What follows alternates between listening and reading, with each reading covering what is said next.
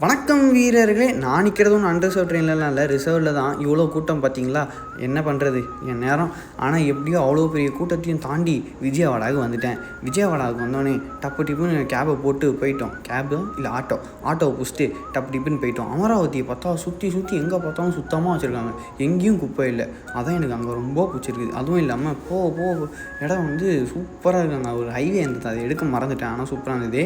இதுதான் நம்ம 4 வருஷம் படிக்க போகிறதான இடம் வந்தாச்சு.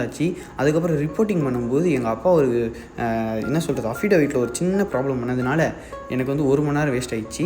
அதனால் எங்கள் அப்பா எனக்கு அது பதில் ஐஸ்கிரீம் வாங்கி கொடுத்தாங்க. அதுக்கப்புறம் நம்ம ரூமுக்கு வந்துட்டு எல்லாத்தையும் வச்சுட்டு சாப்பிட போயிட்டேன். மதியம் ஒன்று வந்து சூப்பராக வச்சுருந்தாங்க.